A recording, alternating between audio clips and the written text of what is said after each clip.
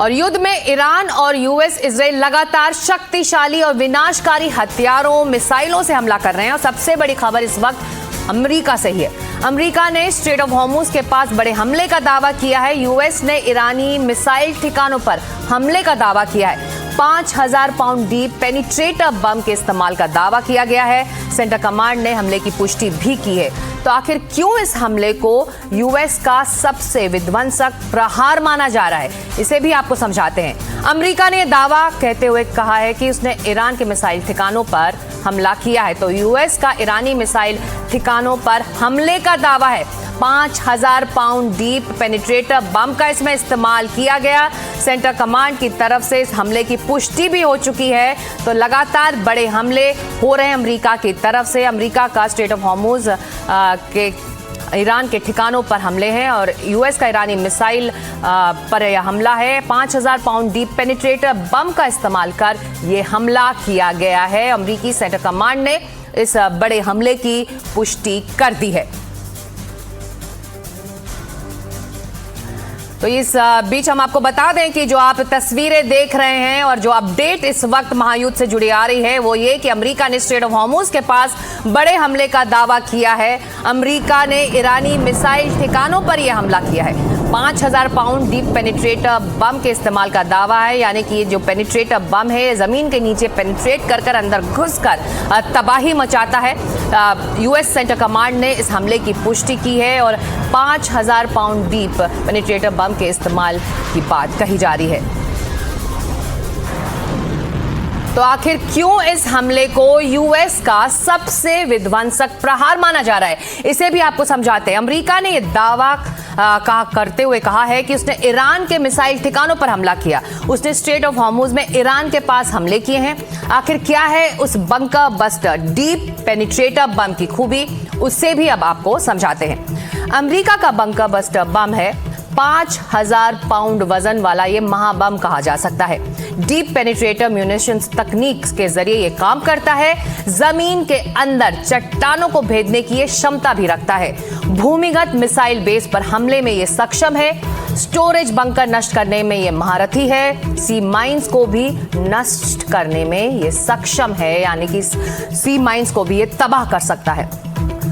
और अब हमारे संवाददाता प्रदीप दत्ता से भी समझते हैं कि आखिर अमेरिका का यह हथियार कैसे ईरान के लिए काल साबित हो सकता है। प्रदीप हमारे साथ जुड़ रहे हैं। बंकर बस्टर बम की बात हो रही है प्रदीप, और ये बड़ी खबर है। इसका इस्तेमाल अब हो रहा है भारी तबाही मचाने के लिए, जैसा कि हम अपने दर्शकों को बता चुके हैं कि ये किस तरह से ये सी माइंस को तबाह करता है, जमीन के अंदर घुसकर चट्टानों को भेदते हुए अंदर पहुंचता है। इसके बारे में जरा विस्तार से बताइए, बम किस तरह से काम करता है।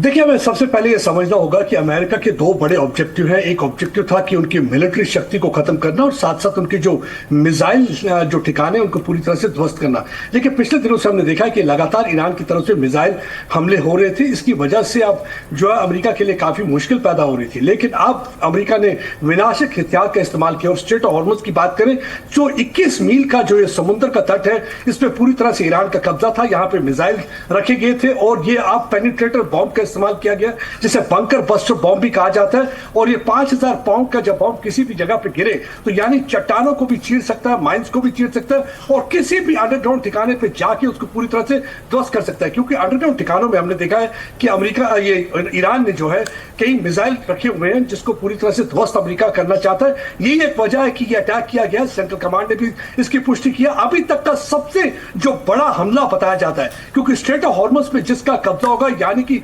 समुद्र के उस रास्ते पर कब्जा होगा जहां से आसानी से शिप्स मूव कर सकेंगी और कमर्शियल शिप्स की मूवमेंट हो सकेगी। क्योंकि अभी तक जो था इस इलाके को पूरी तरह से ईरान कंट्रोल करता है और ईरान की कोशिश यह है कि किसी भी दुश्मन मुल्क की शिप को वहां से मूवमेंट न करनी दी जाए, जिसकी वजह से अमेरिका और इजराइल के लिए थोड़ी मुश्किल पैदा हो रही थी। और जब तक इस इलाके पे कब्जा नहीं होगा तब तक इस जीत का, इस जंग का कोई फैसला नहीं हो सकता। यही एक वजह है कि आप उन ठिकानों पे अमेरिका ने हमला करना शुरू कर दिया जहां पे उनके मिसाइल, बिल्कुल, और 5000 पाउंड का डीप पेनिट्रेटर बम का इस्तेमाल का दावा इस वक्त अमेरिकी सेना कर रही है। इसकी पुष्टि भी वो कर रही है। तो देखना होगा कि आखिर लगातार अमेरिका ईरान पर प्रहार कैसे तेज करता जा रहा है। शुक्रिया अपडेट के लिए आपका प्रदीप।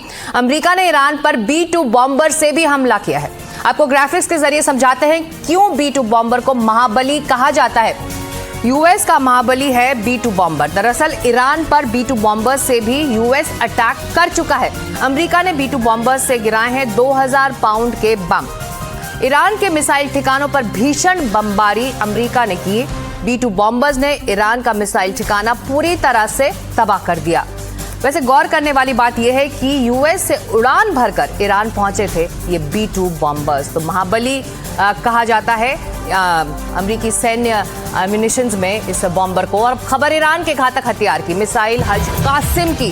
आईआरजीसी ने हज कासिम मिसाइल से हमला किया है। आईआरजीसी ने मिसाइल हमले का वीडियो भी अब जारी कर दिया। हमले में अमेरिकी ठिकानों को निशाना बनाया गया है। तो ना सिर्फ अमेरिका बल्कि आईआरजीसी यानी कि जो ईरानी सेना है वो भी घातक हथियारों का इस्तेमाल कर निशाना बना रही है अमेरिकी सैन्य ठिकानों को। ईरान के इस मिसाइल को घातक माना जा रहा है। आखिर क्यों घातक हैं ईरान की ये मिसाइलें, इसे भी आप समझिए। ईरान की एक स्वदेशी मिसाइल है, लंबी दूरी की ये बैलिस्टिक मिसाइल है जिसकी मारक क्षमता 1400 किलोमीटर से ज्यादा है। हाइपरसोनिक गति से हमला करने वाली ये मिसाइल मानी जाती है और आयरन डोम प्रणालियों को भेदने में भी ये सक्षम है। मैक 12 तक की गति हासिल कर सकती है। जल्दी लॉन्च होने वाली मारक मिसाइल सटीक निशाना में सक्षम है। 500 किलो वॉरहेड ले जाने में भी ये सक्षम बताई जाती है। और प्रदीप से समझते हैं कि आखिर ईरान का ये हथियार अमेरिका के लिए कितना घातक साबित हो सकता है। और जैसे कि प्रदीप आप हमें समझा रहे थे, अमेरिका किस तरह से अपने सबसे घातक और बड़े मिसाइल्स का इस्तेमाल कर रहा है। ईरान भी पीछे नहीं हटना चाहता, वो भी विध्वंस उतना ही मचाना चाहता है जितना कि अमेरिका। ये बताइए कि किस तरह से, कितने घातक हथियारों से लैस है इस वक्त आईआरजीसी। देखिए, इस वक्त अगर अमेरिका के लिए सबसे जो मुश्किल जो पैदा कर रहे हैं वो है ईरान के मिसाइल और ड्रोन। और आपने देखा होगा कि करें तो 1400 मील तक ये मार कर सकता है। और आपने देखा कि 500 के करीब जो है न्यूक्लियर वॉरहेड ये कैरी कर सकता है। और अगर 1400 मील यानी कि इस में मिसाइल में क्षमता है कि अमेरिका तक भी टारगेट कर सकता है। यही एक वजह है कि क्योंकि हमने देखा कि पिछले कई दिनों से लगातार ये 19वां दिन है आज युद्ध का। और हमने देखा किस तरीके से ईरान की पूरी कोशिश रहती है जहां जहां भी अमेरिका के मिलिट्री ठिकाने, चाहे कतर की बात करें, कुवैत की बात करें, सऊदी अरब की बात करें, यूएई की बात करें, हर जगह पे वो टारगेट कर रहा है। और वो पूरी कोशिश कर रहा है कि ज्यादा से ज्यादा नुकसान पहुंचाया जाए और एक पैगाम दिया जाए अमेरिका को कि जहां से भी आप हमें हमला करने की कोशिश करेंगे, हम वहां उन ठिकानों को ध्वस्त करने की कोशिश करेंगे। इसलिए ये मिसाइल जो है काफी घातक माना जाता है। ये एक वजह है कि हमने देखा है कि अमेरिका की तरफ से B2 बॉम्बर्स का भी इस्तेमाल किया जाएगा। ये वही बॉम्बर जहां से जिन्होंने पिछले साल जून के महीने में 2 न्यूक्लियर फैसिलिटीज पर अटैक किया था, क्योंकि एक तो थी इस्फहान और दूसरी थी नटांस। उन फैसिलिटीज पर हमला करके इन्होंने न्यूक्लियर कैपेबिलिटी को खत्म करने की पूरी कोशिश की थी। और एक बार फिर से उस B2 बॉम्बर का इस्तेमाल किया जाएगा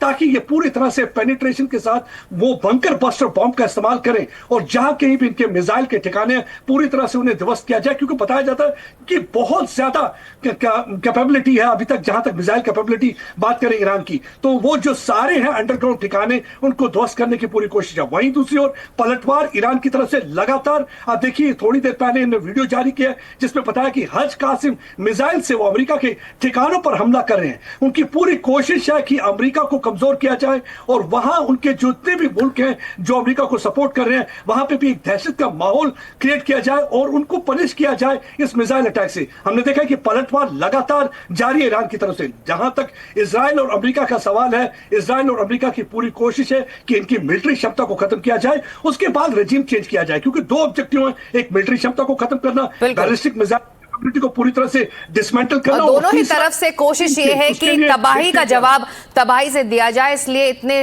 विध्वंसकारी हथियार अब दोनों पक्षों ने निकालने शुरू कर दिए हैं। शुक्रिया प्रदीप अपडेट के लिए। तो ईरान ने कहा था कि जैसे जैसे दिन आगे बढ़ेंगे वो अपने घातक हथियार निकालेगा। उसने अब अपनी सबसे आधुनिक बैलिस्टिक मिसाइल में से एक सेजल का इस्तेमाल किया है।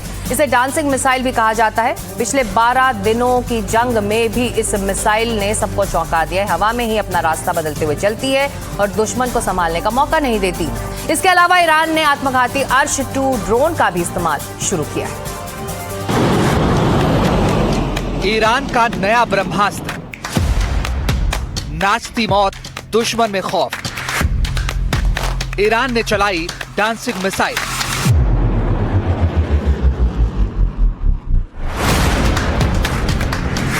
एक ऐसी बैलिस्टिक मिसाइल जो आवाज की रफ्तार से 5 गुना तेज उड़े और हवा में उड़ते ही तेजी से अपना डायरेक्शन बदल दे। किसी को समझ ही नहीं आए कि वो जा कहां रही है और किस ठिकाने को बर्बाद करेगी। ऐसी मिसाइल जिसे मिसाइल डिफेंस सिस्टम भी देखकर हैरान रह जाए।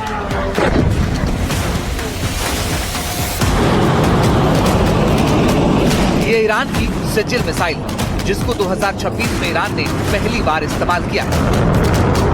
पिछले साल 12 दिनों की जंग में ईरान के मिसाइल देख दुनिया चौंक गई थी। इजराइल और अमेरिका के पास इसका कोई तोड़ नहीं था।